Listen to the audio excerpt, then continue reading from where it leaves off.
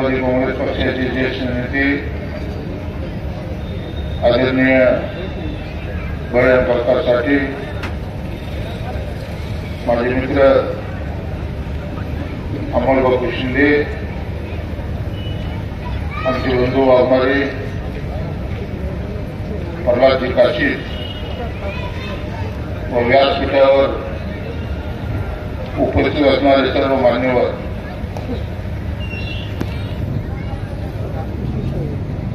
आल्यापासून सर्व वक्त्यांची भाषणं ऐकली, ओमराजे बोलले, ओमराजे बोलून गेले, त्यांना पुढे जायचं होतं आणि त्याच्यानंतर प्रत्येक वक्त्याच्या भाषणामध्ये एक तळमळ होती की गेली 50-55-60 वर्षामध्ये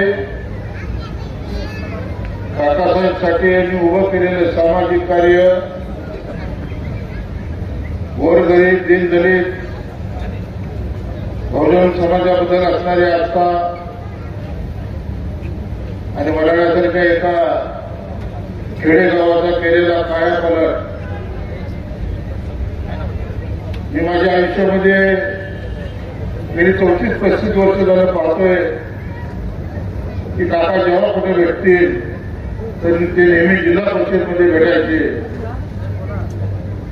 बांधवांनो, काकासाहेबांचे खूप मोठे उपकार माझ्यावरती.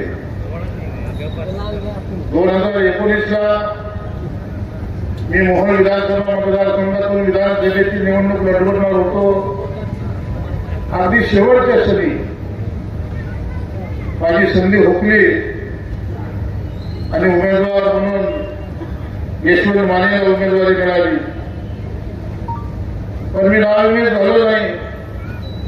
19 पासून मी काम करत राहिलो. 2024चा काळ ओलांडला आणि नीतीच्या मनामध्ये काय लिहिलं होतं मला माहिती नाही. 2019ला जी 2 नावं काकासाहेबांनी महाराष्ट्राच्या प्रदेशाध्यक्षाला पाठवली होती, त्याही वेळेला प्रदेशाध्यक्ष जयंत पाटील होते आणि 2024लाही प्रदेशाध्यक्ष जयंत पाटील साहेब होते. त्या 2 नावामध्ये माझं नाव होतं, फक्त माझं नाव कड झालं. 24ला सुद्धा काकांनी एकच नाव दिलं होतं, पण तेही नाव कड झालं आणि उमेदवार हे आपल्याला माहिती आहे की माजी आमदार रमेश कदम यांच्या कन्येला उमेदवारी देण्यात आली. एक काका प्रसंग या काकांच्या समोर उभा राहिला होता की आयुष्यभर पवारसाहेबांना साथ दिली. ज्या वेळेला अजितदादा बाहेर पडले त्यावेळी काकांनी पाठी पुढे न विचार करता आपली निष्ठा काय असते ही निष्ठा दाखवून दिली आणि पवारसाहेबांच्या पाठीशी खंबीरपणाने उभारले. सोलापूर जिल्ह्यातले मातबर सारे आमदार अजितदादाच्या मागे गेले आणि पवारसाहेबांच्या स्वागतासाठी बळीराम प्रकाशसाठी हे शेडार मामाच्या भूमिकेमध्ये या सोलापूर जिल्ह्यामध्ये उभे राहिले. त्यांच्या नेतृत्वाखाली ज्यावेळेला या जिल्ह्यामध्ये काम करत असताना माझ्या मताला किंमत नाही, मी सांगितलेला उमेदवार तुम्ही देत नाही, म्हणून जसं लहान मुलगा रुजतो तशा पद्धतीने काकासाहेबांनी पवारसाहेबांची अंतिम उमेदवारी भरायच्या आदल्या दिवशी 24 घंटा बाकी होती आणि 24 घंटा म्हणजे उद्या 3 वाजता उमेदवारी अर्ज भरण्याची लास्ट मुदत होती आणि आज सकाळी आम्ही 8 वाजता बारामतीला पवारसाहेबांच्या घरी होतो.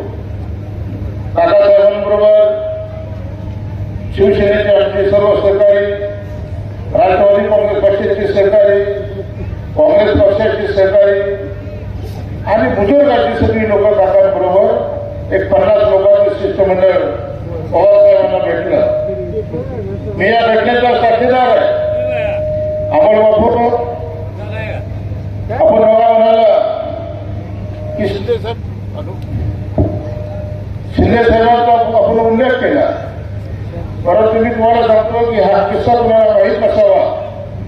पवार साहेबांना भेटल्यानंतर पवार साहेबांनी सांगितलं की बळीराम आता वेळ निघून गेलेली आहे, उमेदवार बदलता येणार नाही.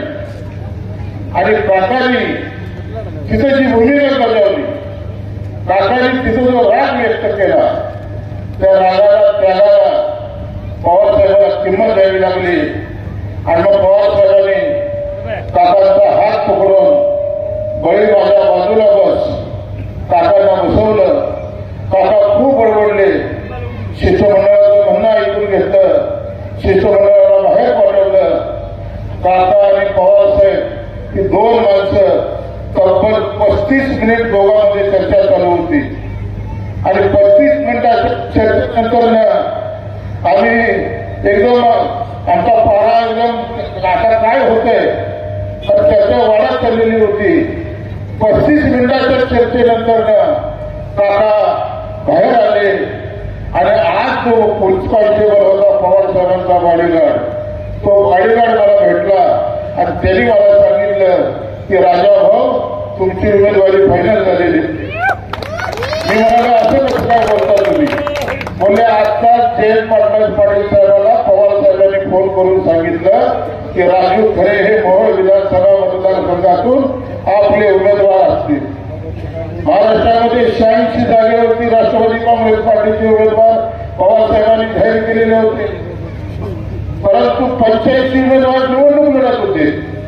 आणि शेवटच्या क्षणाला उमेदवार बदलून काकांनी दिलेला जो उमेदवार आहे त्याच उमेदवाराला तिकीट देण्याची किमया ही काकांनी त्यावेळेला करून दाखवली. आणि त्यानंतर 14 दिवस आम्हाला मिळाले आणि 14 दिवसामध्ये प्रचार करत असताना सोलापूर मोहोळ मतदारसंघामध्ये फिरसारखं काका फिरले. काकाच्या शब्दाला काय मान आहे मी स्वतः डोळ्यांनी बघितलं. या उत्तर सोलापूर तालुक्याच्या 24 गावामध्ये फक्त 12 गावात आपण बघू, फक्त 12 गावात मी प्रचाराला 12 गावामध्ये मी प्रचाराला सुद्धा आलो नाही. एकट्या काकांनी स्वतः शेरामामाच्या भूमिकेमध्ये केलेले होते. मोहोळमधील परिस्थिती तुम्हाला माहिती होती. दादागिरी धर्मशाही तानाशाही आणि भुल्लशाहीच्या विरोधामध्ये आम्ही मोहोळमध्ये लढत होतो. आणि शिवसेनेमध्ये 33 वर्ष काम करत असल्यामुळे बापू आपल्याला घाबरत म्हणून कधी घाबरायचं कधी माहीत नसतं. आणि म्हणूनच आम्ही राजन पाटलाच्या दादागिरीला, राजन पाटलाच्या भुल्लशाहीला, तानाशाहीला, पेमलशाहीला 20 नोव्हेंबरला मतदान झालं. आणि 23 नोव्हेंबरला महाराष्ट्राच्या विधानसभेचा निकाल लागला. मोहोळच्या जनतेने 23 नोव्हेंबरला स्वातंत्र्याची पहाट बघितली. आणि पहिल्यांदा 40 वर्षाच्या कालखंडानंतर राजन पाटलाच्या वडील आमदार होते, ते स्वतः आमदार होते. त्यानंतर त्याचे विचाराचे 3 आमदार होते. 40 वर्षानंतर या तालुक्याची सत्ता हस्तगत करण्याचं काम या सर्वसामान्य मायबाप जनतेने केलं. आणि हे काम जर कुणी केलं असं तर काकाच्या नेतृत्वाखाली झालं. माझ्यासारख्या कार्यकर्त्याला एक सर्वसामान्य एक तांबेवाल्याचा मुलगा, दलित समाजामध्ये आलेला हा राजू खरे, मी काय दिलं काकाला? मी काकाला चाय सुद्धा पाजला नाही, परंतु काकाने मला विधानसभेचं तिकीट मिळवून दिलं. नुकतंच तिकीट मिळवून देऊन काका बसले नाही. तर माझ्यासारख्या कार्यकर्त्याला महाराष्ट्राच्या विधानसभेत आमदार म्हणून हा निवडून गेला पाहिजे या भावनेतून वयाच्या 83 वर्षी पायाला भिगरे लावून काका फिरले. आणि हा राजू खरे होय, हा आमदार म्हणजे होय, हे काकासाहेब आपल्या किमी आहे. आपण केलेली जे आयुष्यभर 50-60 वर्षाचं जे राजकारण समाजकारण होतं, त्या समाजकारणातून लोकांनी तुम्हाला दिलेली साथ होती आणि ती मताच्या रूपाने साथ मला मिळाली. आज बाबा तुमचा वाढदिवस आहे, तुम्हाला वडिलांच्या बाहेरच्या वाजते सगळे म्हणाले.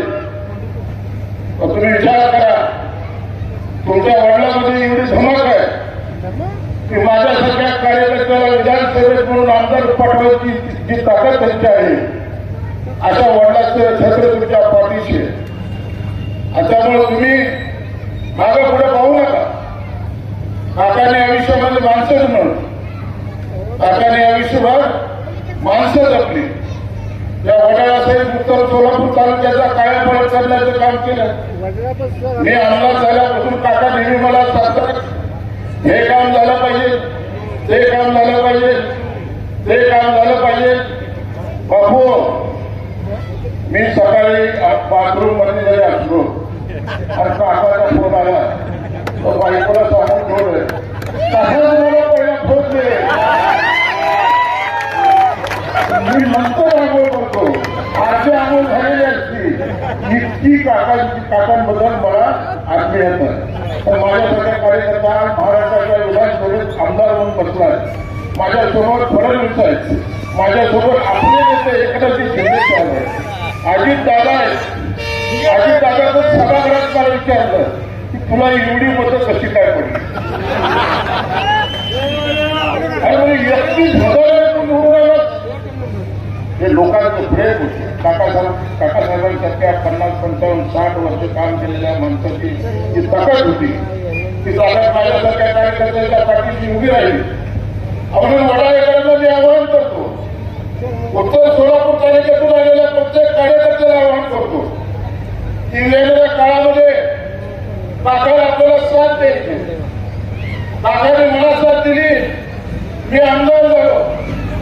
मी आज या बाबाच्या वाढदिवसाच्या निमित्तानं सांगतो की काका, हा आमदार राजू खरं तुमची पाठ सोडणार नाही. आपण इथे जाऊन आपल्या पाठीशी समीकरणाला उभारणारा हा राजू खरे आणि वडाळेकरांना आवर्जून विनंती करतो, वडाळेकरांना मी आवर्जून विनंती करतो, कोणची घोडतोड करू नका. काय भुजगावने पावसाळ्यात छत्र्या पकडून उभारतील, धूळ पताला कमी पडू नका. 50-60 वर्षाच्या माणसांना एवढं मोठं काम उभं केलं. आमच्यासारखे कार्यकर्ते महाराष्ट्राच्या विधानसभेत पाठवले, या गावाचा विकास केला.